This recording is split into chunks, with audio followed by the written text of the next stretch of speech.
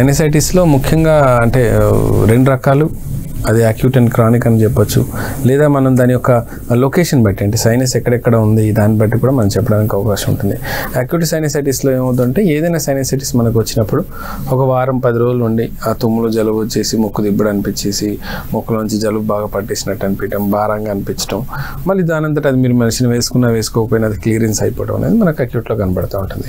అలా కాకుండా chronic sinusitis అనుకోండి, ఒకసారి మొదలైందంటే 12 వారాలు 14 వారాలు 18 వారాలు లేదా 3 నెలలు 4 నెలలు అలా కంటిన్యూ ఉండటం, సీజన్ ఏమాత్రం చేంజెస్ వచ్చినా ఇమ్మీడియట్గా మళ్ళీ ముక్కు పట్టేయటం కానీ, లేకపోతే ముక్కు లాగుతున్నట్టు అవ్వటం, ముందుకు వంగినప్పుడు ఒకేసారి మొత్తం లాగుతున్నట్టు అనిపించడం, గొంతు నొప్పి, గొంతులోకి ఏదో లిక్విడ్ దిగుతున్నట్టు అనిపించడం, గొంతు మారిపోవటం, గొంతు బొంగురుగా అయిపోవటం, అండ్ కఫం దగ్గినప్పుడల్లా కఫం బయటకు రావటం, ఇవన్నీ లక్షణాలు మనకు క్రానిక్ సైనసైటిస్లో కనబడుతూ ఉంటాయి.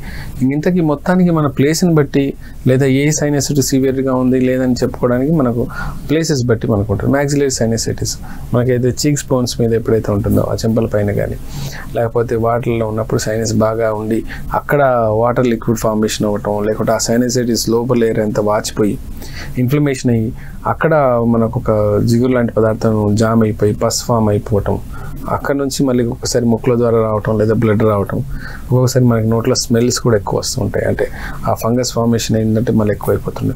అలా కాకుండా ఫ్రంటల్ సైనసైటిస్ సేమ్ థింగ్, మన ఫ్రంటల్ అంటే పైన మనకు కంటి రూపు పైన లేదా కనుబొమ్మల పైన కనుక ఒకవేళ ఎఫెక్ట్ అయినట్లయితే ఫ్రంటల్ సైనసైటిస్ అంటుంటాం.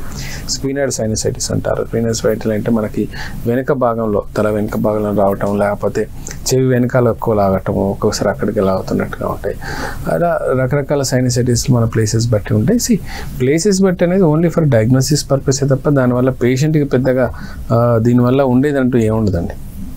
దీంట్లో మనం చేయాల్సింది ఏంటంటే సైనసైటిస్ ఏదైనా మనకు సైనసైటిసే, సివియారిటీ లెవెల్స్ కూడా ఏదైనా ఒక విధంగా ఉంటాయి. కాకపోతే ఫ్రంటల్ మ్యాక్సిలరీ సైనస్ అనేవి చాలా మందిలో మనకు కనబడుతూ ఉంటాయి. ఎక్కువ మందిని ఇబ్బంది పట్టేవి కూడా ఇవే ఉంటాయి అన్నమాట. సో కాంప్లికేషన్స్ వెళ్ళినప్పుడు ఇబ్బందికరంగా చేయగలిగేది అంటే ఫ్రంటల్ సైనసైటిస్ ఎక్కువగా కాంప్లికేషన్ చేయగలదు, బ్రెయిన్ లెవెల్కి వరకు కూడా ఇంపాక్ట్ చేసే అవకాశం ఉంది. డాక్టర్ గారు, చాలామందికి చలికాలంలోనూ లేదంటే వర్షాకాలంలోనూ ఈ సమస్య అధికమవుతూ ఉంటుంది కదా, ఎందుకు? ఆబ్వియస్లీ మీకు సీజన్ వైజ్ రెసిస్టెన్సీ తగ్గిపోయినప్పుడు మీకు అలర్జిక్ రైనైటిస్ మొదలవుతుంది. ఫస్ట్ వాతావరణంలో ఏ మార్పులు వచ్చినా సరే బ్యాక్టీరియా కానీ వైరస్ కానీ మన బాడీలో ఎంటర్ అవుతూ ఉంటాయి.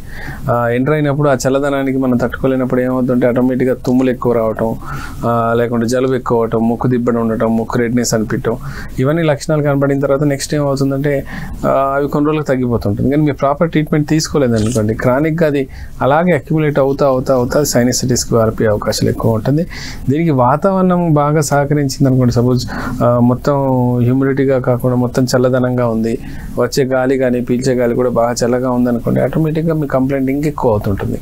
అసలే శరీరం తట్టుకోలేని పరిస్థితి ఉంది, దానికి తోడు మీకు వాతావరణం ఎఫెక్ట్ అయ్యింది అనుకోండి, మీ ఇమ్యూనిటీ లెవెల్స్ ఆల్రెడీ వీక్ ఉన్నాయి, అందుకని మీకు ఒక మామూలు జలుబు కాస్త సైనస్కి వెళ్ళిపోయింది. సో దాంతో ఏమవుతుందంటే ఏమాత్రం వర్షం పడ్డా లేదా మీరు వర్షంలో తడిచినా, వర్షం తర్వాత వచ్చి చల్లగాలిలో కానీ లేకుంటే చలికాలం వచ్చి చల్లగాలిలో కానీ, చెవులలో గాలి వెళ్ళినా ముక్కులో గాలి వెళ్ళినా, లేదా బైక్ పైన ట్రావెల్ చేస్తూ చల్లగాలి ఒకేసారి మొహానికి కొట్టుకున్నా, వితిన్ 2 hours 3 hours మళ్ళీ మీకు సైనసైటిస్ అటాక్ అవ్వచ్చు, ఈవెన్ ఆస్తమా కూడా అటాక్ అవ్వచ్చు.